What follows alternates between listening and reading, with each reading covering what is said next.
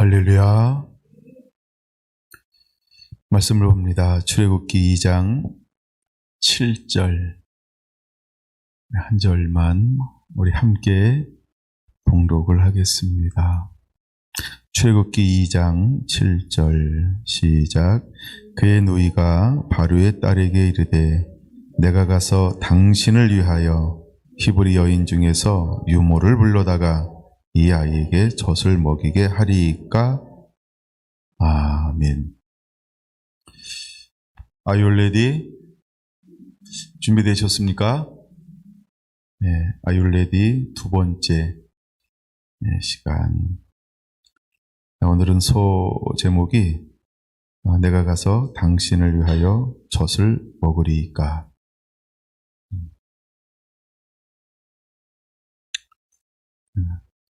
당신을 위하여 젖을 먹으리이까? 예, 이게 맞는 것 같아요.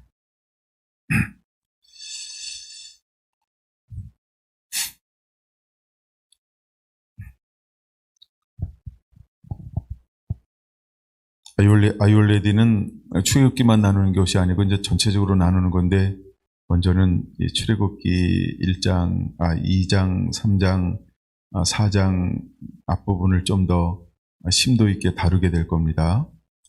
네.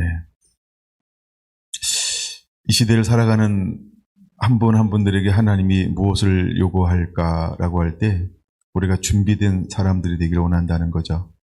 어떻게 준비되기를 원할까? 그래서 이제 우리가 이 말씀을 읽다 보면 크게 두 가지로 나누는데, 하나님의 생각과 내 생각, 이런 것들이 크게 나눠지는 것을 볼 수 있어요. 그래서 우리의 생각하고 하나님의 생각은 굉장히 다른 것을 알 수 있죠.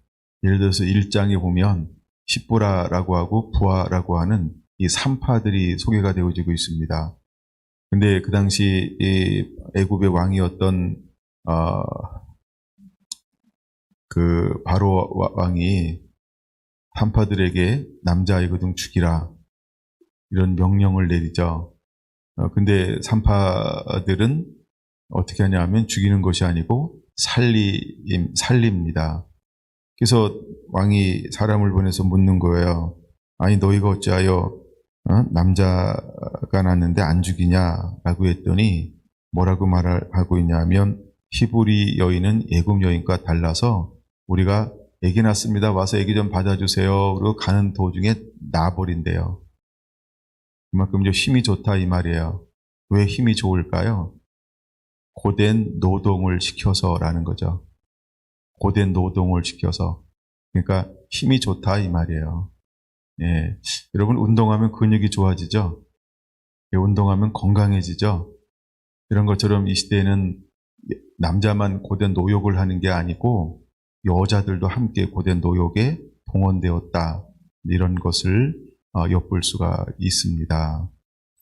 그래서 이렇게 사람의 생각과 하나님의 역사하는 방법이 크게 차이가 납니다. 제가 2장 1절부터 시작이 했는데, 2장 1절, 아직도 2장 1절을 읽으면 저는 신선함이 느껴지고 있어요. 레위 가족 중 한 사람이 가서 레위 여자에게 장가들었다. 너무 멋있는 거예요.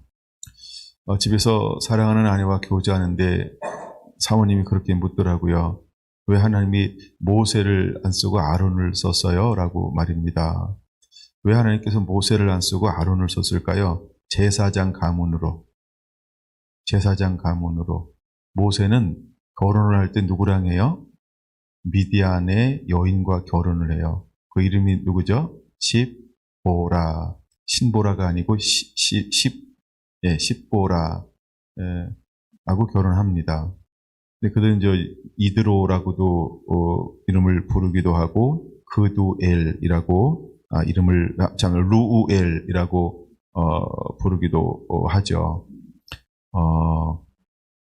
그래서 하나님이 모세를 제사장 가문으로 후손으로 쓸 수가 없는 거예요. 왜 그럴까요? 정통성 문제에 걸리기 때문에. 근데 아론은 누구랑 결혼했을까요? 그렇죠. 같은 민족 안에서 결혼해서 그를 아론을 통해서 제사장 가문을 이어가는 거죠. 그래서 2장 1절은 레위인 중에 한 사람이 가서 레위인 여자와 결혼했더래요. 굉장히 중요한 걸 2장 1절에서 다루고 있는 것입니다. 그러면서 제가 네 가지 주제를 봤어요. 첫째는 준수하여, 즉 잘생겼다라고 할 때 토브라고 하는 단어를 봤습니다. 이것은 우리가 이미 핏덩어리인데 보는 순간에 그를 향한 어떤 마음을 하나님이 갖게 만들었냐 하면 참으로 아름답다. 그리고 순결하다. 그 마음이 어떻게 그 안에서 느껴질까? 이거는 하나님의 은혜를 주셔야 돼요. 하나님의 은혜를 주셔야 되는 거죠. 물론 우리 아이들이 처음에 탁 태어나서 보면 다 이뻐요. 그렇게 사랑스러울 수가 없고 신비로울 수가 없는 거죠. 예, 그쵸? 여러분들도 이제 자녀들을 다 안아보셨잖아요. 예, 그리고 또 제가 손주를 안아보니까 또 달라요. 정말 토부인데 그 마음을 하나님이 부모에게 특별히 부어 주었다는 거예요. 근데 이 시대가 어떤 시대였냐 하면 남자여든 죽여라라고 하는 시대였다는 걸 우리가 알아야 한다는 겁니다. 먼저는 1장 16절에 보니까 이렇게 말하잖아요. 그 아들이거든 그를 죽이고 딸이거든 살려라. 아들은 죽어야만 하는 그런 시대적인 환경 가운데 태어난 사람이 아론이기도 했고 모세이기도 했다는 겁니다. 더 나아가서 17절 남자아이를, 그 다음에 18절 남자아이를, 아기들을 이렇게 말해요.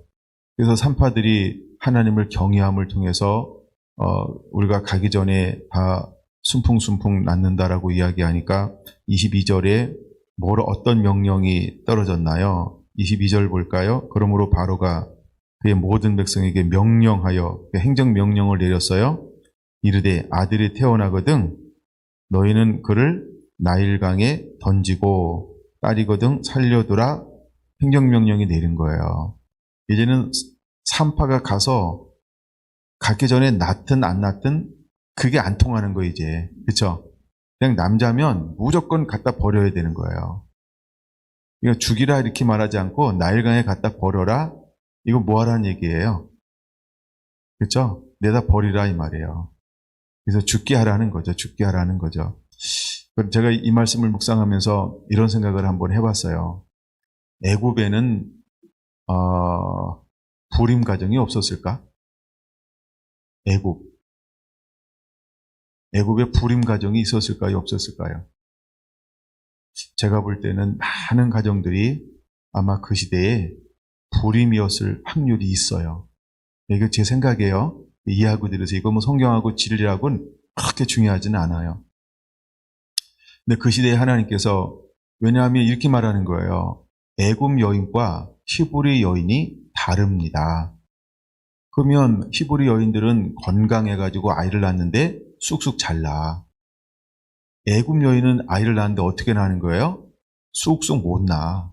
낳다가 죽고 제왕절개하고 그래서 제왕절개가 있었을지 모르겠지만 하여간 우리가 두 가지로 한다 그러면 제왕절개 아니면 자연분만 아닙니까? 근데 이건 많이 도와줘야만 낫는다. 이 말은 뭐냐 하면 연약하다라는 말도 있지만 또 어떤 의미도 있냐 하면 가정에 문제가 있구나. 가정에 문제가 있구나. 그 다음에 수많은 유대인들 가정을 압제하고 그 가정을 죽이고 다음 세대를 죽이는 왕이 명령을 내렸다. 그러면 그 사회가 정상적인 사회입니까? 그렇죠? 정상적인 사회가 아니고 죄가 간영하게 될 때 무엇이 무너지기 시작할까요? 그들의 가정이 무너져요. 여러분, 우리가 신앙을 잃어버려서 나타나는 현상 중에 하나가 뭐냐 하면 다음 세대의 문제, 이걸 우리가 가정의 문제가 일어난다라고 봅니다. 실제로 미국에서도 기도가 멈췄을 때 더 좋아질 줄 알았어요. 근데 가정이 파괴되기 시작했어요. 가정이 파괴되는 것 중에 하나가 뭐냐 하면 문화가 바뀌는데 문화가 바뀌면서 불임률이 그렇게 높아지는 거예요.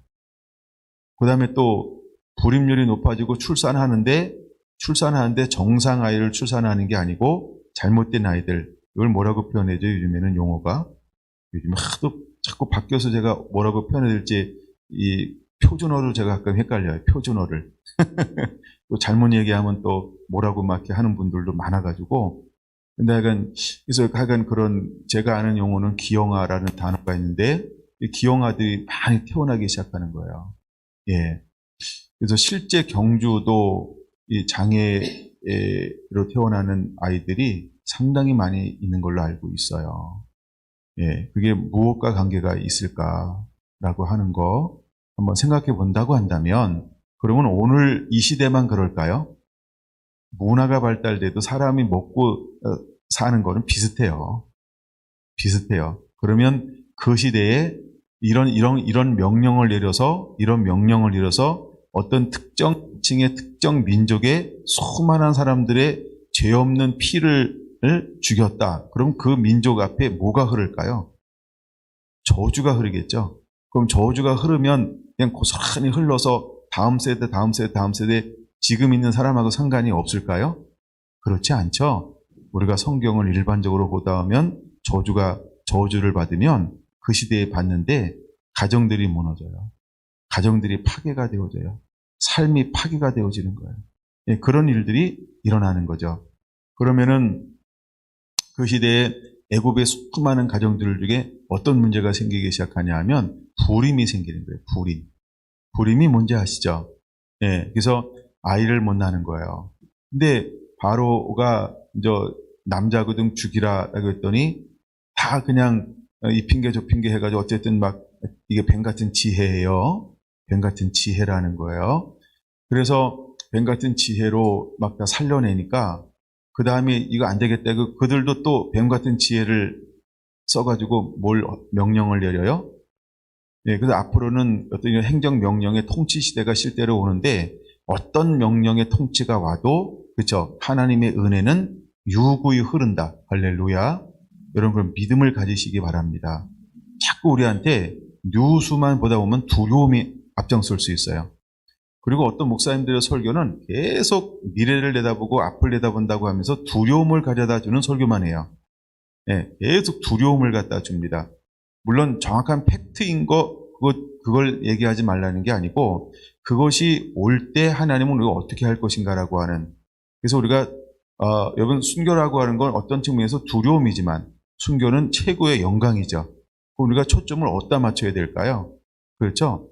두려움이 아니고 무서움이 아니고 환란이 아니고 잃어버림이 아니고 억압이 아니고 박해가 아니고 어떤 이런 어두운 측면을 강조하는 것이 아니고 그런 환경에 오지만 믿음의 사람들은 하나님이 함께하고 은혜를 부어주심을 통해서 그 마음속에 천국의 소망을 품고 가지게 만들 것이다. 할렐루야. 실제로 그렇게 할 거예요. 예를 들어 이제 나중에 시간 되면 10에서 11장을 볼 건데 모세 이야기. 모세가 나갈 때 어떻게 나가냐 하면 바로의 아들이라 공주라 칭함을 거절하고 자기 백성과 함께 고난받는 것을 택한다라고 했어요. 그 고난받는 것을 택하는 이유가 뭐예요? 그렇죠? 상 주시는 일을 바라보았음이로다. 하나님을 바라보니까 어떤 길로 갈 수 있는 거예요? 고난받는 길이요. 그러면 고난이 초점이에요? 천국이 초점이에요? 시각이 다른 거예요. 시각이. 근데 이제 요즘에 특별히 제가 이제 많은 설교를 이제 듣다 보면은 요즘에 일어나는 일들 가지고 팩트 체크, 그 다음에 미래를 예언한다. 이게 쭉 하면서 수많은 사람들이 초점을 꼭 그런 의도는 아니겠지만, 그러니까 제 느낌이고 또 그럴지도 모르지만 두려움들, 이런 걸 가져다 주는 사람들이 꼭 있더라는 거죠. 혹시 여러분 그런 뉴스에 속지 않게 되길 바랍니다. 여러분들은 정말 믿음이라고 하는 것은 우리가 있잖아요. 진리를 알지니 진리가 너희를 자유케 하리라고 했다고요. 그게 진리예요. 하나님은 두려움의 하나님이 아니고 엄해하신 하나님인데 경외케 만드는 하나님이에요. 이 말씀도 이게 경외케 하기 위해서 영광을 내게 보여주시옵소서 이렇게 말하는 거지 하나님이 임재하시는데 두려움이 목적일까요? 하나님의 임재는 두려워하라고 오는 게 아니에요. 그렇죠? 너희로 죄를 짓지 못하게 하려 함이니라. 이게 목적이에요. 하나님이 임재하는 게 마치 두려움이라고 표현되는데 그 두려움은 뭐예요? 안 좋은 것이 아니고 그 속에 쭉 나가면 정말 평안함을 얻을 수 있는 이런 경외함을 주는 그래서 이 단어를 경외함이라는 단어를 사용한다는 것입니다. 자, 그래서 그 시대에 행정명령을 내렸는데 어떤 명령을 내리냐 하면, 야, 이제 날강에다가 딱 버려. 이 명령을 내린 거예요. 여러분, 우리가 이 명령을 내렸으니까, 그쵸? 자기가 할 수 있는 한 다 한 다음에 더 이상 숨길 수가 없고 어떻게 할 수가 없어서 이제 그대로 따르는 일들이 일어나는데, 누구도 그렇게 했을까요? 레위인 중에 한 사람이 레위인 여자를 만나서 장가들었더래요. 근데 그 과정에서도 다음 세대가 태어나고 있는 겁니다.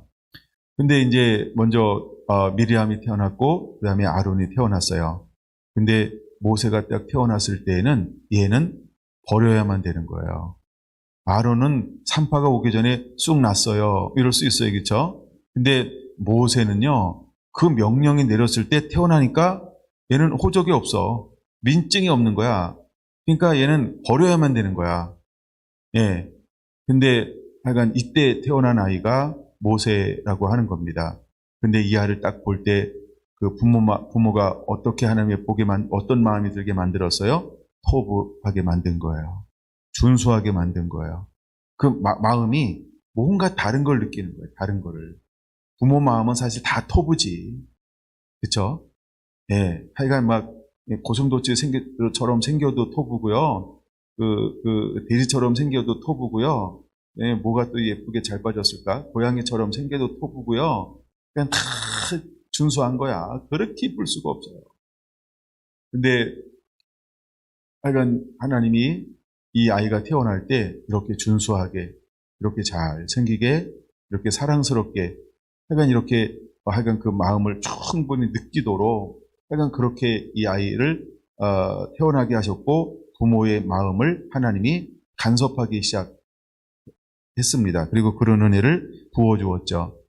그 다음에 두 번째 봤던 게 뭐냐 하면, 갈 때 상자라고 하는 것을 봤는데, 상자는 테바라고 하는 건데, 하나님의 모든 이런 제약과 죽음이 넘실대는 그런 환경 속에서도 하나님의 백성을 어떻게 보호하는가, 하나님의 은혜가 어떻게 임하는가, 이런 것을 보여주는 아주 특별한 단어로 쓰는 것인데, 테바라는 단어를 쓰고 있더라는 것이죠. 그래서 부모는 이 날강에 버릴 수밖에 없으니까 그냥 버리는 것이 아니고 자기가 할 수 있는 최선의 모든 걸 다 동원해서 역청을 발라서 이 아이를 그 날강에 버리는 거죠. 근데 약간 그 타이밍, 그런 만남, 그 다음에 미디엄을 통해서 어떻게 되는지 네가 한번 가봐라 라고 하는 어떤 이런 여정들. 그러면 이것이 요괴백 가정만 이렇게 했겠냐는 거예요. 그렇죠? 수많은 사람들이 서로 다른 방법으로 아이들을 할 때 정말 이 찢어지는 심령과 이 부모의 마음, 아버지의 마음, 그 다음에 형제들의 마음, 그 다음에 할아버지, 할머니의 마음, 그 다음에 특별히 고모보다 이모의 마음. 그렇죠? 고모하고 이모는 왜 이렇게 또 차이가 나니? 누구는 나를 고모로 부르고 또 누구는 나를 이모로 부르잖아요. 그렇죠? 네, 근데 약간 고모랑 이모는 거리 차이가 이렇게 왔다 갔다 하는 것 같아요. 근데 어쨌든 하여간 이런 막 서로 혈연으로 이렇게 막 수많은 형제들이 있을 거 아니에요. 근데 그 아이를 버릴 수밖에 없는 그 환경 가운데 그 사이가 얼마나 침울함들이 있었을까. 근데 그 가운데서도 하나님의 은혜를 잊고 경험한 사람들은 어떻게 했다는 거예요? 그 속에서도 하나님을 의지하고 있다는 거예요. 하나님을 소망하고 있다는 거예요. 어떤 상황 속에서도 하나님을 의지하는 것을 포기하지 않는, 이렇게 자기 할 수 있는 최선을 다하고 있는 거죠. 그래서 그 날강에 마침 목욕하러 온 그곳에 제가 지난번에 한번 잘 설명했어요. 요게벳의 마음과 누구예요? 행복하다고 일어났던 공주의 마음. 예. 그래서 하나님이 양쪽에 함께 역사하기 시작을 하는 거예요. 그날 아침에 딱 일어났는데 기분 굉장히 개꿈 꿨다. 아우 진짜 그쵸? 예, 꿈자리가 사나웠다. 이런 그날따라 이 여자의 이 시스테리는 감당을 못 하거든요. 예, 근데 그날 너무 행복한 거예요. 아침에 일어났는데 너무 기분이 좋은 거예요. 그 배후에 누가 역사할까요? 그쵸? 하나님이 역사하고 은혜를 부어주는 거죠. 근데 마침 이 아이가 내려가는 그 타이밍에 뭐예요? 그 자리에 딱 도착하게 하고 그 상자를 보게 하고 울음소리를 듣게 하고 그거를 가져와 봐라 라고 하고 그리고 그걸 딱 여는 동시에 어떤 마음이 훅 일어났어요? 불쌍히 여김의 마음이, 긍휼의 마음이 확 일어나기 시작하는 거예요. 그럼 여러분 보세요. 아기가 우는 거 처음 봤어요? 아기가 우는 거 처음 들었어요? 근데 찬유가 울 땐 좀 다르죠? 예, 똥싸도 예쁘고 울어도 예쁘고 땡강서도 예쁘고 막 그렇잖아요, 할머니. 예, 하여간 이게 이제 그런 마음이라는 말이에요. 근데 딱 상자를 열고 아이가 우는 것을 보는 동시에 그 마음 가운데 그를 불쌍히 여겨. 웬일이니? 여러분, 우리가 어디 누가 사고 났다, 누가 다쳤다, 누가 어렵다 그러면 그냥 불쌍한 마음, 도와주고 싶은 마음이 막 견딜 수 없어요, 다들? 그런 마음도 일어날 때도 있지만 안 일어날 때도 더 많죠? 예, 제가 그렇더라고. 저도 어떤 소식을 들으면 마음이 가는 게 있어요. 어떤 소식을 들으면 왜 이렇게 그냥 아무 생각 없니? 예. 그러니까 뭐 하나의 그냥 뉴스로만 듣고 끝나는 것들이 얼마나 많은지 몰라요. 근데 어떤 거는요, 마음이 그냥 똑같은 건데, 똑같은 제 3자인데, 어떤 건 딱 볼 때 감동이 오는 게 딱 있어요. 감동이 오는 거.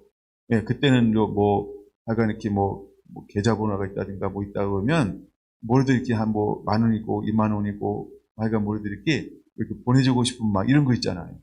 CC 일반이라고. 이런 마음이 일어나는 게 있어요. 마찬가지로 하나님이 그 마음을 부어주었다는 거예요. 이 공주에게. 예, 그 타이밍에 하나님이 누구를 딱 그 공주에게 접근하게 만들었어요? 미리암이요. 미리암이 딱 접근해가지고 공주에게 당당하게 이야기하는 거예요. 난 그 당당함에 참 감사했어요. 그래서 당당함이 이쪽으로 옮기셨네요. 예, 그래서 당당함을 제가 설명할 때 우리 집사님이 참 어울리겠다라고 생각을 해서 제가 지나간 이야기를 들춰내면서 하여간 이렇게 당당함을 좀 소개했던 것 같아요. 예. 야, 근데 당신을 위하여, 7절이죠. 내가 가서 당신을 위하여 히브리 여인 중에서 유모를 불러다가 이 아이에게 젖을 먹이게 하리까? 와. 이미 마음에 사랑하는 마음이 막 넘쳐나잖아요. 불쌍한 마음, 궁휼하는 마음, 자비의 마음이 넘쳐나고 있는데 갑자기 이 미리암 꼬마 소녀가 와서, 그렇죠? 아주 예쁜 소녀가 와가지고, 그냥 예쁘다고 그럴게요. 내가 미리암은 못 봤지만 예쁠 것 같아. 그래서 예쁜 소녀가 와가지고 내가 당신을 위하여 히브리 여인 중에서 유모를 불러다가 젖을 먹이게 하오리까? 어머나, 얘가 왜 이렇게 이쁘니? 그랬더니 그가 청구하는 이 아이가요, 그냥 자기도 모르게 마음이 풀려서 가라. 이렇게 얘기하잖아요. 그렇죠? 8절에 보니까 가라. 이러잖아요. 그렇죠? 우와. 근데 이 공주의 마음을 움직이게 했던 단어가 과연 어떤 말이 이 공주를 움직이게 했을까라고 할 때, 첫째는 미리암이라고 하는 소녀가 이야기했으니까. 우리 안수 집사님 오시면 너무 좋아하잖아요. 그렇죠? 예. 내가 이 공주도 소녀 참 좋아하나 봐. 그 다음에 두 번째, 당신을 위하여라는 말이 갑자기 크게 들린 거예요. 내가 당신을 위하여 히브리 여인 중에서 유모를 내가 이 아이를 젖을 먹이게 하오리까? 나를 위해서? 와우. 여러분, 지금 애국 가운데 수많은 가정들 가운데 어떤 저주가 임하고 있다고요? 그 얘기하다가 말았죠? 불이며. 자, 그러면 이제 버리라고 했을 때 애굽 사회에서 어떤 일이 지금 일어나고 있을까요? 성경에 없는 얘기예요. 내가 지어낸 얘기니까 그냥 지어낸 얘기라고 들으시면 돼요. 그럼 애국 가정에서 어떤 일들이 일어났을까? 불임하고 있을 때 우리는 누가 아이를 입양합니까? 10명 낳은 가정에서 애기 입양하는 거 봤어요? 물론 그럴 수 있죠. 그렇죠? 여러분, 수많은 가정에 저주가 임했는데 그 중에 하나가 불임이에요. 근데 명령을 내렸는데 나일강에 가면은 건강하고 튼실한 누굴 얻을 수 있어요? 아이들이요. 오, 그쵸? 그러면 몰래 사람들을 내보내가지고 아니면 돈을 주거나 이래가지고 가는 아이를 몇 명이나 살렸을까? 숫자는 우리가 계산한 사람이 없어서 이건 천국에 가면 계산돼 있겠지만 우리 이 땅에서 몰라요. 수많은 사람들이 제가 볼 때는 애국가정으로 들어갔을 거라고 봐요. 여러분, 우리도 경제적으로 어렵고 힘들어서 아이를 잘못된 임신이라고 생각해서, 물론 이제 워낙 사랑들을 많이 해서, 그냥 그때 이제 뭐 산부인과 이런 의술이나 우리가 피임이라는 게 발달되지 않았을 때에는 많은 이제 아이를 임신하고 막 이런단 말이에요. 그럼 어떻게 했어요? 그쵸? 다 갖다 맡겼죠? 타가소라든가 뭐 이런데. 그래서 이거를 홀터 아동복지라고 하는 국제 어떤 이런 단체를 통해서 어떻게 했습니까? 그쵸? 외국으로 아이들을 보냈단 말이에요. 그러면 외국으로 아이들을 보내는데 주로 어떤 가정에 갔을까? 두 명나 잘 기르는 가정에 갔을까? 물론 그런 아이들도 있더라고요. 근데 대부분은 그렇게 정상적으로 보호생활을 하는데도 불구하고 아이가 없는 가정들. 그래서 그런 가정들이 마음으로 이 아이를 품는 거예요. 마음으로 낳아서 기르는 거예요. 그래서 전 세계에 우리 나라 아이들이 나가서 그렇게 이제 자라났잖아요. 그렇죠? 근데 지금은 이런 게 한국에서도 굉장히 줄었거나 엄청나게 줄었다는 얘기까지만 제가 지난번에 공부할 때 한번 봤는데 지금은 몇 프로인지 제가 조사 안 해봐서 몰라요. 하여간 그런 시절들이 우리도 있었어요. 그럼 애굽에는 그런 게 없었을까요? 제가 볼 때는 있었다는 거예요. 그래서 공주가 이 아이를 데려다가 젖을 먹이고 양육하라. 그리고 젖을 떼었을 때 바로 왕에서 내 아들이다. 그래서 뭘로 키웠어요? 양자로 키우는 거예요. 아들로 키우는 거예요. 이게 용인되고 이것이 허용되는 그냥 공주니까, 공주의 권세니까, 공주의 명예가 있으니까, 공주니까 이게 허용되는 게 아니고, 그쵸? 뭐가 형성이 돼 있어야 돼요? 약간의 문화라고 하는 것이 필요하다는 거예요. 그래서 우리는 문화를 뭘로 지금은 조종하고 만들어요? 마치 가짜 파도를 일으키는 저기 뭐가 있죠? 저기 가면 가짜 파도 일으키잖아요. 블루원에 가면 그런 것처럼 가짜 뉴스를 만들어서 약간 우리를 현혹하고 있는 그런 시대에 우리가 살고 있지만, 그래서 이 시대에도 수많은 사람들을 내어버렸을 때 애굽에 들어갔을 거예요. 그럼 또 하나 이제 우리가 성경에 안 나오는 이야기를 하는 거니까 하나만 더 해드릴게요. 그러면 모세가 똑같이 입양이 됐고, 그 다음에 또 다른 가정의 아이들도 애굽에 입양이 되었단 말이에요. 근데 또 어떤 차이가 있냐면, 왜 모세는 여기 이제 11절에 와서 모세가 장성한 후에 한 번은 자기 형제들에게 가서, 유대를, 그들은 이스라엘을 뭐라고 생각했어요? 모세는 자기 형제들이라고 생각했단 말이에요. 근데 다른 가정에 입양된 사람은 왜 뭐가 약하냐 하면 자기 형제들 이런 게 기록이 안 돼 있을까요? 이런 게 기록이 안 돼 있을까요? 물론 성경은 모세만 기록했기 때문이다. 이렇게 볼 수 있고요. 그 다음에 또 하나는 뭐냐 하면 유모가 달랐다. 뭐가 달랐다고요? 유모가 달랐다. 젖을 먹이는 사람이 달랐다는 거예요. 물론 이 바로의 공주만 히브리 여인 중에서 유모를 데다가 어머니를 데다가 젖을 먹이고 양육한 겁니다만, 다른 가정들은 뭐였을까요? 그렇죠? 거기는 미리암을 따라 보내지 않아가지고 자기 아들을 젖먹인 게 아니고 남의 아기 젖먹였어요. 물론 자기 아들을 해가지고 먹여서 이렇게 또 키우는 그런 부모도 있었겠죠. 근데 다른 사람의 아이를 젖을 먹였어요. 어떤 차이가 일어날까요? 내 아이를 젖을 먹여 사는 것하고 남의 아이를 젖을 먹이는 것하고 뭐의 차이가 있을까요? 마음의 차이가 있죠.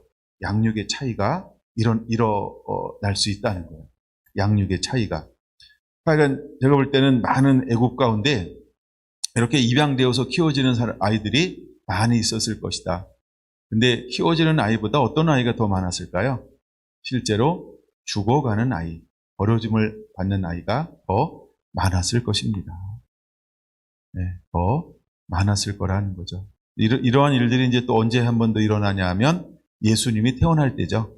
예수님이 태어날 때. 예수님이 태어날 때, 이제 동방 박사가 와서 이야기한 기점을 전후로 해서 태어난 남자아이들이 전부 죽어나갔어요. 전부 죽어나갔어요. 예.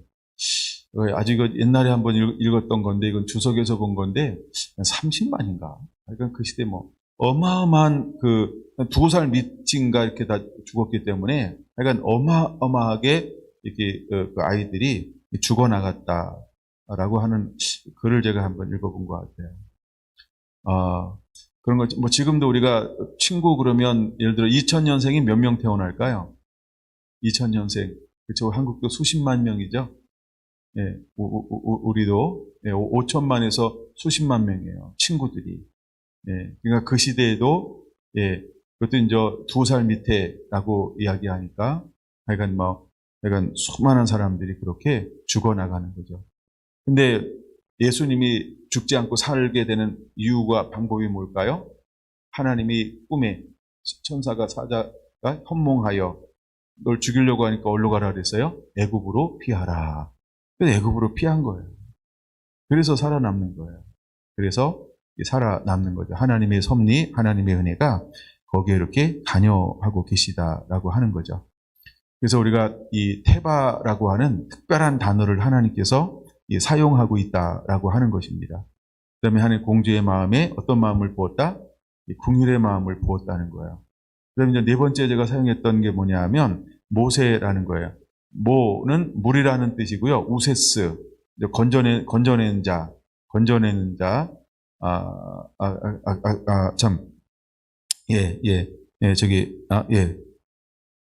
건져냄을 받는 자, 우세스, 건져냄을 받는 자, 이런 뜻을 가지고 있어요. 여기서 애굽에서는 모 우세스 이렇게 이제 이름을 불렀는데, 이제 히브리식으로 모 우세스를 뭐라고 그러냐? 모세로 부르는 거예요.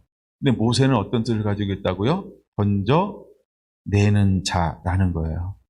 하나님께서 그를 어떻게 부르자면 건져냄을 받는 자에서 건지는 자로 하나님이 그를 부르셨다는 거예요.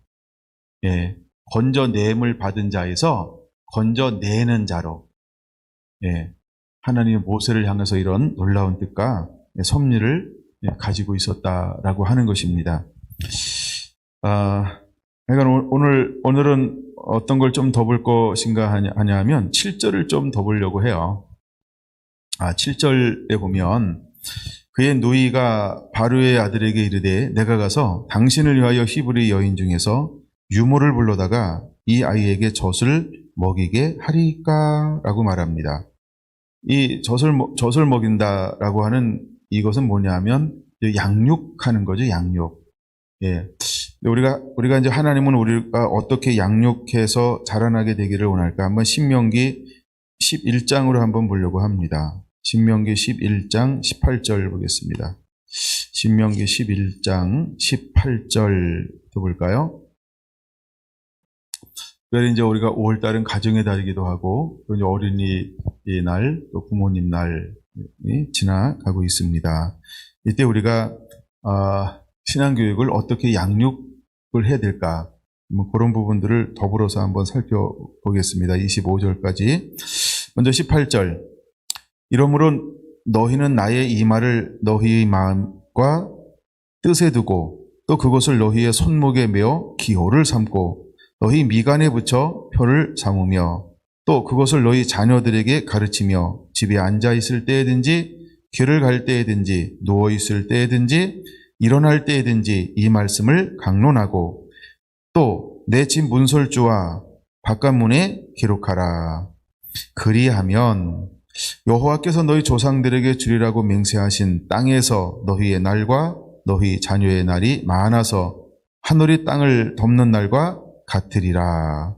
너희가 만일 내가 너희에게 명하는 이 모든 명령을 잘 지켜 행하여 너희의 하나님 여호와를 사랑하고 그의 모든 도를 행하여 그에게 의지하면 여호와께서 그 모든 나라 백성을 너희 앞에서 다 쫓아내실 것이라. 너희가 너희보다 강대한 나라를 차지할 것인즉 너희의 발바닥으로 밟는 곳은 다 너희의 소유가 되리니 너희의 경계는 곧 광야에서부터 레바논까지와 유브라데 강에서부터 서해까지라. 너희의 하나님 여호와께서 너희에게 말씀하신 대로 너희가 밟는 모든 땅 사람들에게 너희를 두려워하고 무서워하게 하시리니 너희를 능히 당할 사람이 없으리라. 할렐루야. 우리가 하나님의 말씀을 가지고 지켜 행할 때, 즉 우리가 하나님의 말씀으로 양육했을 때 하나님은 우리에게 어떤 축복을 주시겠다라고 말씀하고 있는 것일까? 이것이 양육이고 이것이 양육의 결과라고 하는 것입니다. 보통 이제 요게벳이 모세를 몇 살까지 젖을 먹였을까라고 한 이야기를 합니다. 이것도 정확한 건 아니고 약간 학자들마다 다른 견해를 가지고 있는데 제가 보통의 이야기를 한번 한다면 두 가지만 소개하려고 합니다. 제가 이런 거 나올 때마다 좀 자료를 여러 군데 한번 찾아보기도 해요. 심심한 것도 있고 또 하여간 이게 예민한 부분이 없지 않아 있는 부분이 있기 때문에 하여간 두 가지 경우인데 지금 우리는 지금 아이를 낳으면 젖을 얼마나 먹일까요? 안 먹이는 엄마들이 더 많다 라고 얘기하죠. 굉장히 빨리 끊어버리고 보통은 우리가 한 3, 4년을 먹인대요. 그럼 보통 3, 4년, 그럼 1년씩 365일이나 차이 나냐? 그러니까 이게 굉장히 365일 차이 나도록 이야기합니다. 좀 더 근접했으면 좋은데 여러 가지 하여간 자료를 찾아보는데 약간 서로 비슷한 걸 사용하나 봐요. 그래서 별로 제가 하나님을 가르쳐 주지도 않고 그래서 보통 3, 4년을 먹인다라고 이렇게 이야기합니다. 또 그게 문화예요. 근데 어떤 사람은 언제까지 먹이냐라고 할 때 7살 때까지 먹인다. 그러니까 이런 기록들도 있다는 겁니다. 그럼 우리가 아이들을 이제 젖을 먹고 이제 넘겼잖아요. 근데 40세가 돼서 이 모세가 무엇을 기억해 내고 있는 거냐면 자기 형제라고 부르고 있다는 거예요. 자기 형제로 부르고, 누구를? 이스라엘 사람들, 유대인들을 자기 형제로 부르고 있다는 거예요. 그럼 이거는 어디서부터 온 걸까? 그럼 계속해서 이제 어머니하고 이제 들고 난 다음에 계속해서 어머니가 시녀로 와서 같이 살았을까? 그런데 이 모세는요, 유대 민족을 자기 민족으로 생각하고 있다는 거예요. 그래서 이제 이것이 이제 사도행전 7장에 기록되어 있는데 40세가 돼서 자기 백성을 돌볼 생각이 나서 이렇게 표현하고 있어요. 자기 생각, 자기 민족을, 자기 형제들을 돌볼 생각이 나서. 여러분 한번 보다가 하여간 손 껴놔도 되고 넘어가도 되는데 사도행전 7장을 한번 볼까요? 그가 실제로 뭐라고 이야기하고 있는가? 사도행전 7장 20절 한번 보겠습니다. 사도행전 7장 20절 먼저 볼게요. 그때 모세가 낳는데 21절 버려진 후에 22절 모세가 23절 나이가 40이 되매 시작 그 형제 이스라엘 자손을 돌볼 생각이 나더니 와우 40세에 뭐라고 말한다고요? 그 형제 이스라엘 자손을 돌볼 생각이 나더니 자기는 애굽의 왕자로 40년 동안 자라났음에도 불구하고 그 마음속에 뭐가 흐르고 있는 거예요? 유대 이스라엘이 나의 형제다라고 하는 게 흐르고 있다는 거예요. 오, 끔찍하죠? 무섭지 않나요? 이게 어디서부터 온 걸까? 그러면 도대체 어릴 때 몇 세까지 양육을 해야 이 기초적인 기반이 되는 이것을 양육할 수 있을까? 이걸 제가 이제 자료를 통해서 찾아보려고 하는 거예요. 근데 보통 이제 사람들이 이런 얘기를 하잖아요. 그래서 제가 3, 4대라고 하는 것을 얘기할 때 만이라고 생각하면 좋을 것 같아요. 만, 그러면 우리식으로는 4년이에요. 우리식으로는 3, 4대가. 근데 만 그러면 딱 3년이잖아요. 근데 우리 속담에 어떤 속담이 있냐면 3살 버릇 죽을 때까지 간다. 그게 여든이까지 간다는 게 죽을 때까지 간다. 그게 평생 간다는 거예요. 3살 버릇이. 그러면 이 아이에게 계속해서 아이에게 양육을 하면서 엄마가 뭐 했을까요? 블레이싱 했겠죠. 아브라함의 하나님, 이삭의 하나님, 야곱의 하나님의 이름으로 계속 축복을 하는 거예요. 그리고 모세오경을 계속 이 젖을 먹여서 뭐 했을까요? 계속 알아듣든 못 알아듣든 계속 암송을 하는 거죠. 계속 읽는 거예요, 읽는 거. 그래서 뭐 하는 거예요? 잠재적으로 뇌 속에, 피부 속에, 삶 속에 계속 스며들도록. 근데 이것을 365일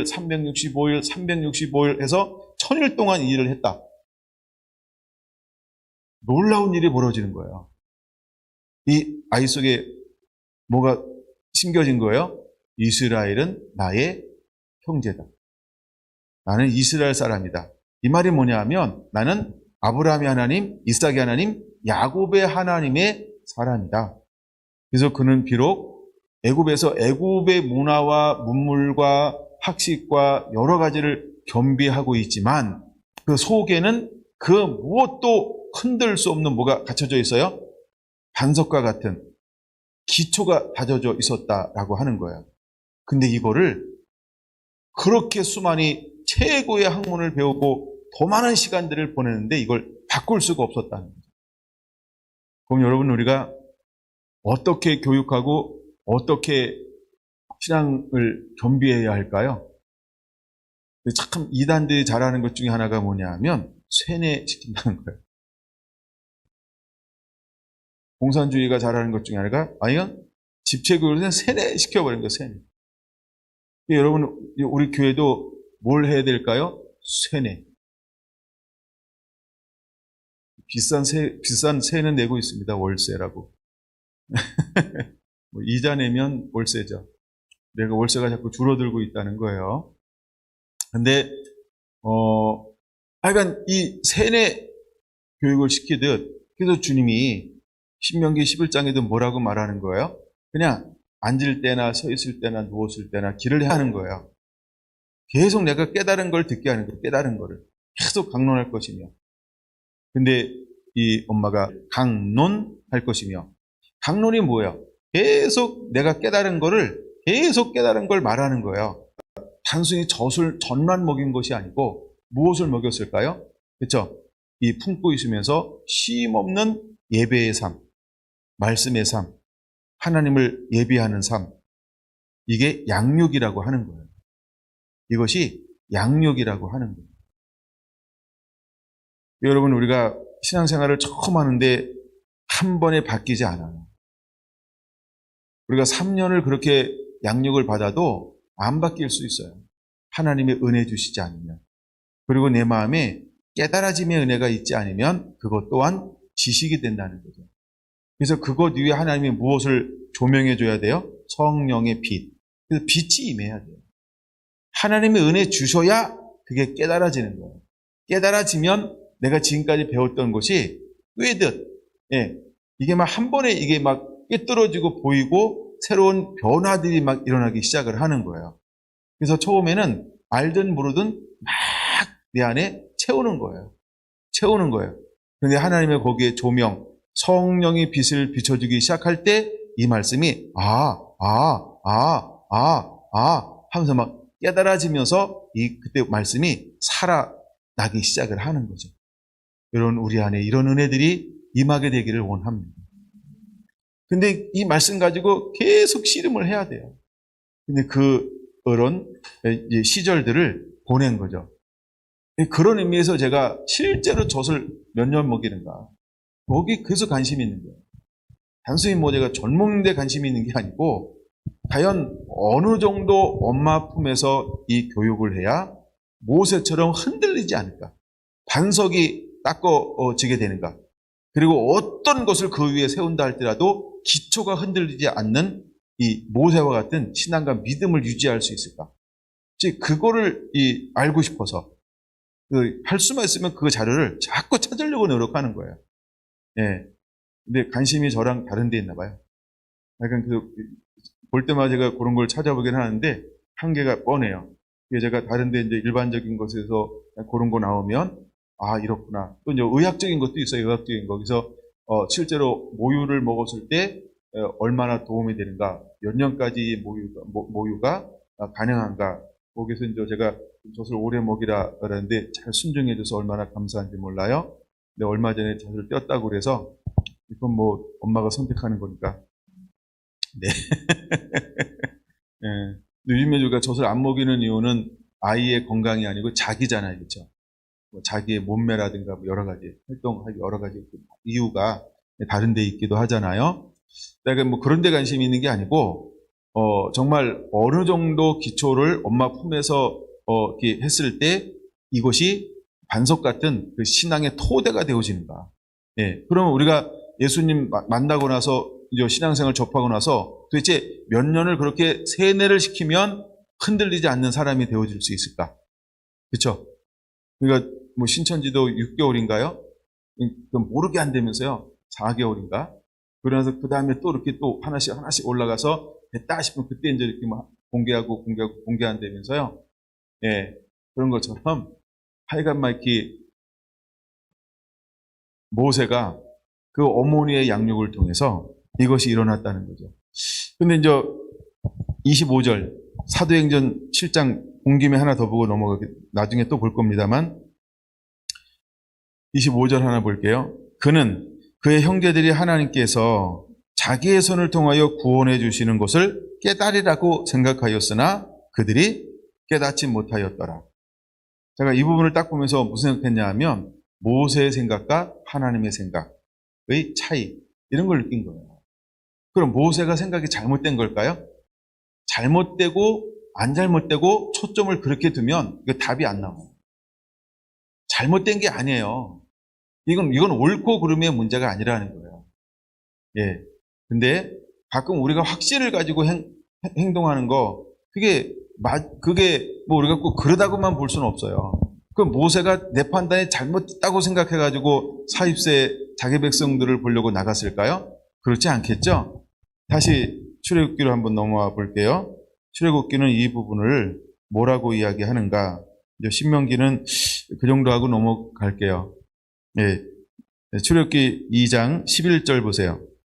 모세가 장성한 후에 한 번은 자기 형제들에게 나가서 그들이 고되게 노동하는 것을 보더니 라고 말하고 있어요.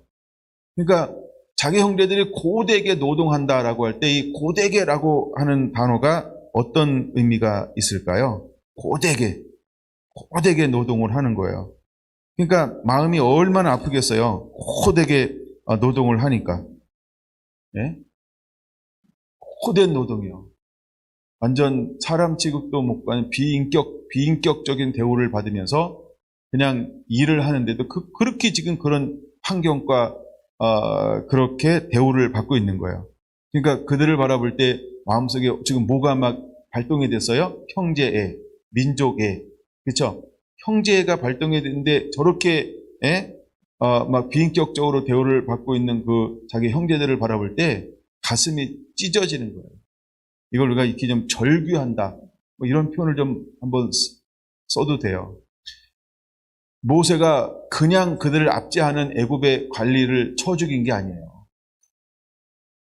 그걸 눈 뜨고 도저히 볼 수 없는 이 절규함, 이런 것들이 그 마음속에 자기 형제들을 향한 그 너무나 뜨거운 사랑 앞에 자기를 주체할 수 없는 이 뜨거운 사랑이 올라오는 그 절규가 무엇을 만들어냈을까요? 관리를 때려 죽인 거예요. 모세가 원래 그런 사람이 아닙니다.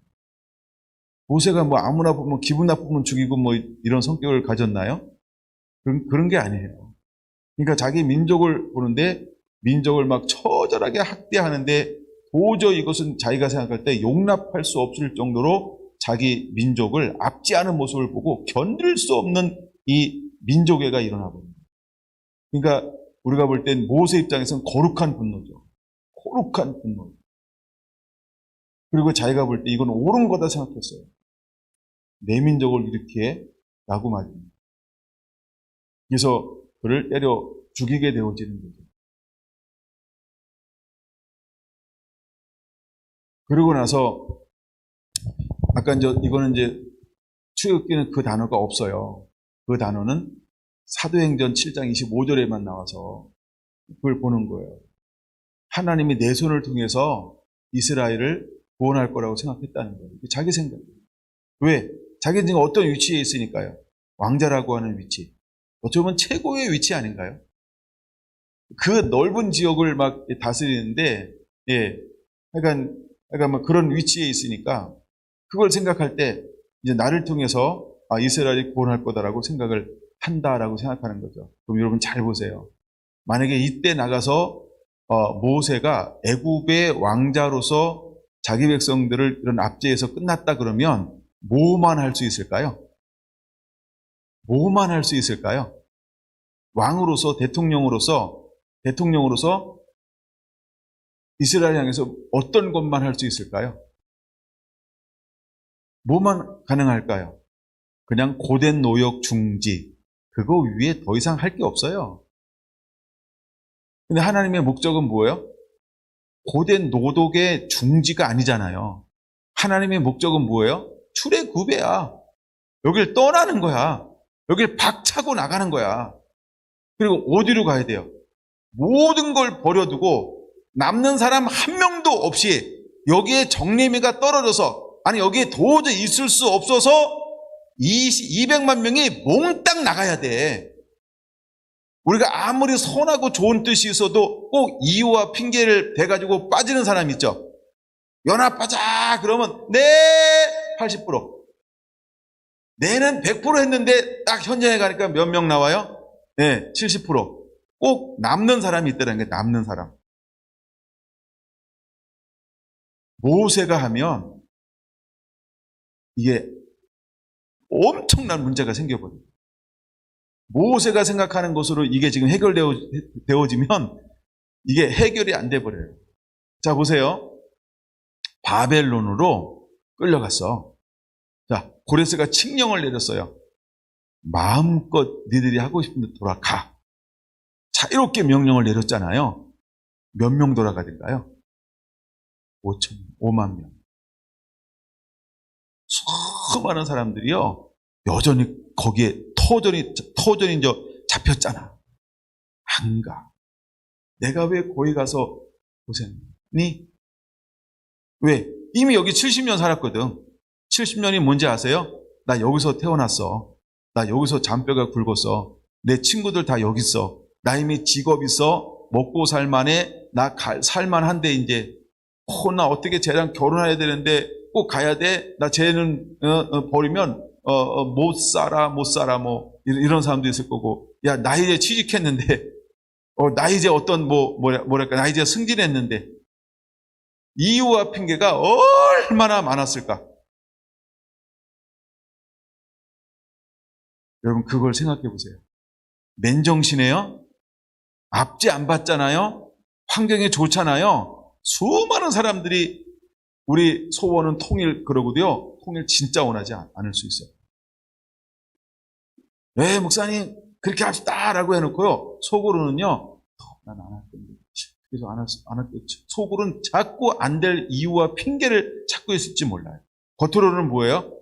예, 쪽팔리니까 아니면 또 뭐라고 그러니까 전부 긍정적인 것처럼 하겠습니다 이렇게 얘기해요. 속으로는 다 적극적으로 막 온몸을 불태워서 같이 하리라. 이런 사람은요. 몇 명 없을지.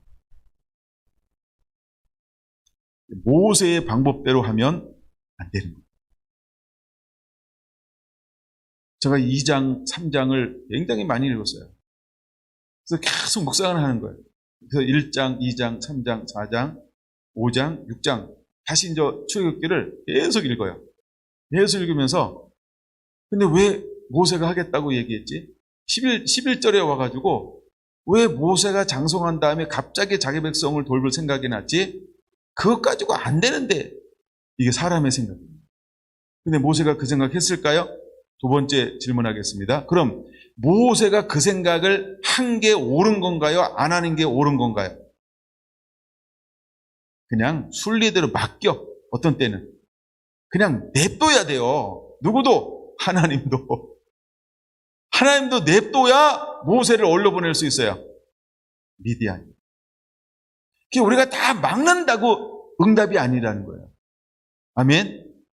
이미 우리는 이게 다 결론이 다 나와 있는 걸 읽고 있으니까 별 생각을 다 할 수 있지만 우리의 삶은 진행형이잖아. 내일 일은 나 몰라요. 내일 일 아십니까? 내일 일 아시나요? 내일? 그렇죠? 아무도 몰라요. 근데 우리는 그걸 결정해야 되는 거예요. 제가 오늘 어느 교회에서 이 나라 전체 민족을 향해서 어떤 방향을 가지고 어떻게 가야 되냐 이런 건 좀 뭐 기도해보라 그래가지고 했던 거 이번에 어느 교회에서 그걸 이제 기도해서 이제 이렇게 하는 게 나오더라고요. 나중에 이제 끝나고 어느 교회 얘기해 드릴게요. 물어보면. 근데 그 쫙 하는데, 예. 그러니까 공명이 되는 것도 어느 정도 있고요. 어떤 건 그냥, 수준이 이런 거라고. 이게 예언이라고 하는 거고. 네. 우리가 가지고 있는 어떤 그런, 너무 한계적인, 내일에 대해서. 내일에 대해서. 네. 내일에 대해서. 내일에 대해서. 근데 모세가 그걸 모세니까 안다? 아닙니다. 지금 여기 나오는 이 모세는 하나님 만났어요? 안 만났어요? 안 만났어요. 80세에 하나님 만나는 거예요. 40세에 하나님 안 만나요. 우리가 지식적인 거하고 성령의 리얼한 하나님의 임재 가운데 하나님과 동행하는 거하고 다릅니다. 근데 그때 자기가 뭐가 옳은 거예요? 그러니까 사도행전 7장 25절이 이해가 되는 거예요. 하나님이 나를 통해서 이스라엘을 구원할 거라고 생각하고 저들이 이스라엘 사람들이 깨달을 거라고 생각했어요. 그런 거룩한 착각을 하는 거죠. 그런 거라도 있으니까 용기라도 내겠죠. 만약에 그것이 없었으면 그런 용기도 내지 못했을 거예요. 근데 하나님은 그것을 통해서 모세를 어떻게 만드시냐 하면 쫓김을 당하게 만드는 거예요. 그래서 바로의 궁 안에서 어디로 가게 만듭니까? 광야로 나가게 만드는 거죠. 그래서 미디안이라고 하는 광야, 미디안 땅으로 가게 만들어요. 미디안 땅으로 가게 만들죠. 미디안 땅. 우리의 생각과 하나님의 생각이 너무너무 달라요. 여러분, 우리가 매 순간마다 무엇을 붙잡고 의지해야 할까? 내가 생각하는 최고, 내가 생각하는 감동, 내가 하는 것, 그런 걸 자꾸 붙잡으면 안 돼요. 매 순간마다 계속 주님께 물으세요. 그리고 주님을 자꾸 의지해야 돼요. 매 순간마다 다시 주님을 의지하게 되기를 예수님의 이름으로 축원합니다. 할렐루야. 그거 아니면 여러분 우리는 계속 실수할 수 있어요. 계속 실수할 수 있어요.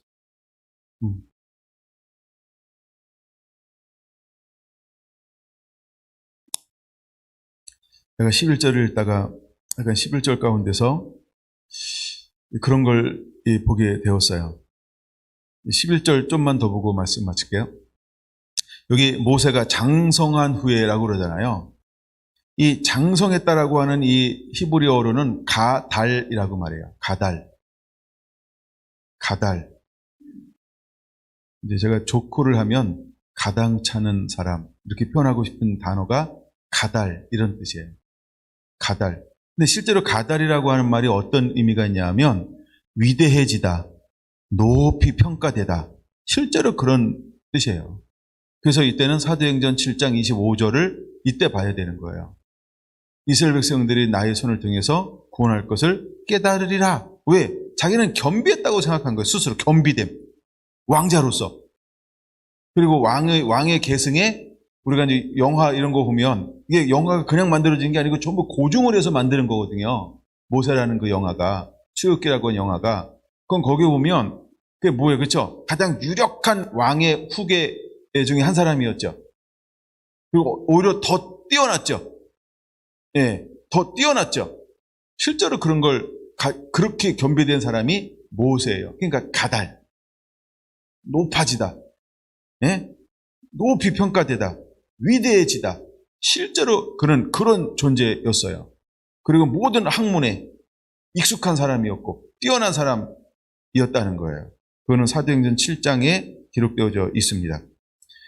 이게 장성한 후에라고 하는 것은 그런 뜻인 거예요. 근데 하나님 앞에 자기가 생각할 때는 가달, 위대해진 거예요. 겸비했다고 생각한 거예요. 그러나 하나님이 볼 때는 가당차는 거죠. 그래서 히브리어로 가달, 이게 제가 그래서 이제 말장난하는 건데 가당치 않게 생각할 수 있다는 거예요. 내가 겸비했던 거, 내가 준비된 거, 내가 이미 경력, 어떤 내 노하우, 내가 알고 있는 이런 모든 것. 그러니까 이것을 가지고 자기는 마치 자기 민족을 이 고된 노동에서 무엇인가 이거 좀 변화를 줄 수 있다라고 그렇게 생각을 했다라고 하는 겁니다. 그런데 모세가 생각하는 것으로 이스라엘 백성에 가서 이것이 왕의 명령으로 이루어졌다 그러면 어떤 일이 벌어질까요? 출애굽 안 합니다. 출애굽 안 합니다. 여기가 훨씬 좋지. 고센 땅이 훨씬 좋아요. 여기는 옥토야. 여기는 아주 곡창지대예요. 여기는 양을 쳐서 대대로 먹고 살기 최고의 좋은 환경을 가지고 있는 게 고센 지역이야. 근데 저 젖과 꿀이 흐르는 땅, 실제로 거기 가봐요. 젖이 흘러요? 꿀이 흘러요? 지금 거기 누가 살고 있어요, 지금? 그렇죠? 아모리 족속이라고 말하는데, 가나안 7 족속이 살고 있죠. 아모리 족속, 이렇게 말하는 건 아모리 족속이 가장 인구가 많았고, 컸기 때문에 그렇게 대표로 부르는 거예요. 근데 그 사람 살고 있잖아. 거기는 나중에 그들이 이제 정탐꾼을 보내서 보고하면서 하는 이야기 다 듣잖아요. 그렇죠? 장대한 사람이 살고 성도 많고 막 도저히 겁나서 못 가겠어요. 그런 지역을 가겠어요? 여기가 훨씬 낫지. 여기가 훨씬 낫지. 그러니까 우리의 때에 우리의 방법으로 하나님은 안 움직이세요. 그래서 하나님이 그들에게 무엇을 더 허용해야 했을까요? 고된 노동을 허용해야만 합니다. 그리고 여기 남는 사람이 없이 몽땅 떠날 수밖에 없도록 달달달달달달달 프라이팬에다가 여기 뭐죠? 은행 볶듯 볶아버려야 돼요. 은행 먹고 싶죠? 집에 가서 은행 좀 가보세요. 달달달달달 볶아서 한 명도 애굽에 남지 않도록 실제로 출급할 때 전부 떠났죠. 전부 떠났죠. 이 하는 방법. 그리고 떠날 때 뭘 가지고 가게 만들어요? 참 부유하게 만들어요. 그리고 이 땅에 도저히 발붙일 수 없도록 하나님께서 마음을 뜨게 만들어버려요. 제가 이 말씀을 쭉 읽으면서 제가 이제 지난 한 달 동안 요한계시록 공부했다 그랬잖아요. 난 2주면 될 줄 알았는데 이게 한 달 가고 있어요, 지금. 계속 씨름하냐고. 계속 씨름. 내 거를 거의 만들어버리고 있어요. 단순히 책 한 권 읽는 게 이게 아니고 이걸 내 거를 만들려고 하는 그런 씨름을 지금 계속해서 하고 있어요. 근데 이게 자꾸 툭툭툭 자꾸 나오려고 그래. 막 한 달 동안 씨름했더니 이게 자꾸 나오려고 그래가 내가 지금 그걸 계속 안 나오게 만드냐고 나도 속으로 하면서 씨름하고 있어요. 근데 제가 이제 이 출애굽기를 다시 읽으면서 뭐랑 오버랩이 됐냐면 이게 마지막 때의 현상과 똑같네? 이게 보인 거예요. 오늘 새벽에 운동을 하면서 제가 탁 올라갔다 내려오면서 이 말씀을 다시 묵상하는데 이게 뭐 오버랩이 되는 거예요. 오버랩. 이게 마지막 때의 현상의 이 출애굽기 이게 현상이 이걸 보여줄 수 있네? 이게 보였어요. 현상들이 같이. 현상. 마지막 때 이제 이 환란들이 일어납니다. 환란들이 일어나거든요. 환란이 일어난 이유가 뭘까? 검은 말에, 붉은 말에, 그다음에 황색말에, 흰말에, 막 이런 재앙들이 막 일어난 이유가 뭘까? 이 땅에 사는 것에 정 뛰는 거야, 하나님. 이 땅에 마음 두지 못하도록 만드는 하나님의 방법에 놀라운 하나님의 이 은총이라고 여러분 생각하시면 됩니다. 뭐가? 환난이, 고난이, 막 어려움이 사람들이 볼 때는 힘들어요. 어떻게 살아요? 나 좀 살려주세요. 이러지 마세요. 제발요. 이렇게 막 부르짖잖아요. 근데 정말 하늘에 소망을 둔 사람은 뭐예요? 이 땅에 정을 하나님께서 떼어버리게 만드는 거야. 우리 사람들이 헤어질 때 가장 힘들게 하는 게 뭐예요? 정집사님. 정이죠? 예. 짜장, 아니, 그냥, 예, 또 일어서 그러면 내가 미안하고요. 그래서 정 떼는 게 그렇게 힘들잖아요. 가끔 그러잖아요. 아유, 이놈의 정이 뭔지, 이러고. 근데 하나님이 계속해서 환란을 주고, 막 치고, 그 다음에 막 저주가 임하고, 막 하늘에 별이 떨어지고, 나무들이 타버리고, 그 다음에 바다나 강이나 모든 게 막 피가 돼버리고, 막 이런 걸 통해서 뭐예요? 정 띄는 거예요, 정 띄는 거예요. 우리가 내 마음이 있는 곳에 보물이 있는 곳에 내 마음이 있다라고 하는 것처럼 마음을 땅에 두는 것이 아니고 하나님께만 두라고 환란을 통해서 정을 떼는 거예요. 그래서 애굽에 하나님께서 몇 재앙을 내립니까? 10재앙을 내려요. 10재앙을 내리는 이유가 뭘까요?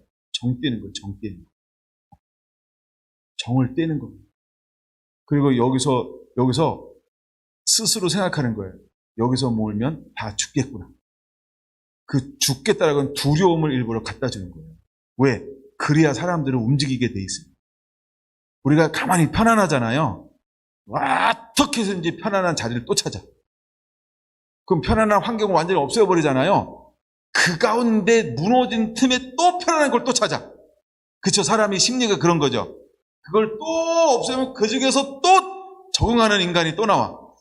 대단한 거예요, 우리 적응력이라고 하는 건. 그러니까 하나님이 완전히 이걸 깡그리 없애버리는 거예요. 적응할 수 있는 환경을. 비빌 수 있는 언덕을 완전히 없애버리는 게 하나님의 목적이에요. 하나님의 사람을 금방 하는 거예요. 그래서 우리가 이제 고린도전서 10장에 나오는 것처럼 하나님께서 어마어마한 초자연적인 역사로 신령한 것으로 막 하늘의 것을 공급해 줬잖아요.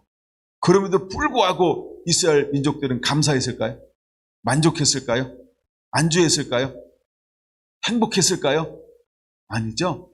끊임없이 불만족, 끊임없이 욕심, 끊임없이 시험, 끊임없이 다툼, 끊임없이 이걸 쉬지 않는 게 사람이라는 거예요. 그럼 이게 어떤 사람이냐? 육을 쫓는 사람, 육을 쫓는 사람. 이게 육의 결과입니다. 그래서 육은요, 끊임없는 야망, 욕심을 가지고 있어요. 그래서 욕심 잉태한즉 죄를 낳고. 그래서 우리가 자기를 부인하고 할 때 자기 부인이 부인이 아니고 부인이 뭘까요? 욕심을 부인하는. 그래서 여러분, 자꾸 받으려고 하지 말고 주는 자가 되세요. 아멘. 하나라도 줘봐요. 자꾸 나눠야 돼요. 자꾸 주는 자가 돼야 돼요. 주는 자. 제발 주는 자가 되세요. 예? 좋은 거 있으면 저희 집에 좀 가져오시고. 좋은 게 없나 봐. 안 가져오는 거 보니까. 여러분, 주는 자가 되세요. 그게 제일 행복해요. 할렐루야. 주는 자가 되세요. 그래야 욕심을 이길 수 있어요. 그래야 욕심을 이길 수 있습니다. 내가 받는 것 가지고는 욕심을 이겨낼 재간이 없어요. 예? 손해보면 살려고 그러세요. 얕게 하지 말고요. 손해보면서 사세요. 손해보면서. 아멘. 내가 손해본다. 내가 덜 먹는다. 내가 더 준다. 내가 나중에 한다. 예. 그렇게 사는 게 훨씬 행복합니다. 그러면 하나님께서 우리에게 뭘 갖다 줄까? 제가 오늘도 어느 분하고 통화하면서 쭉 그런 간증을 하나 해주더라고요. 이 설교 듣고 있을지도 몰라요.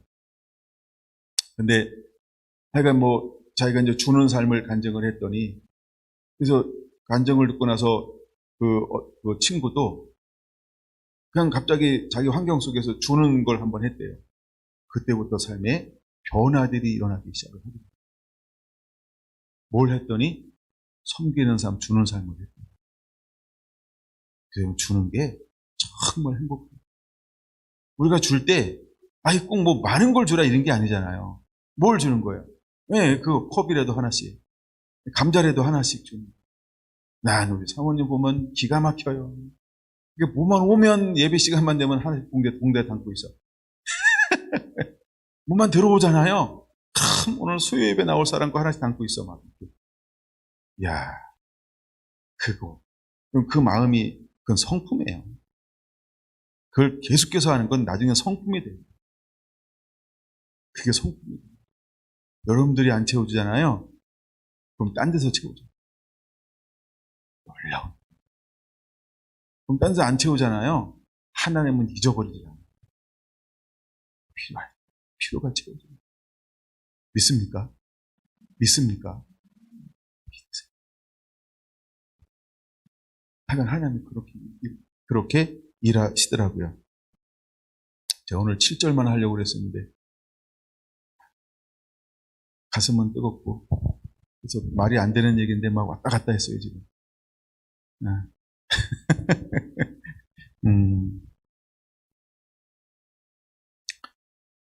여러분 준비됐습니까?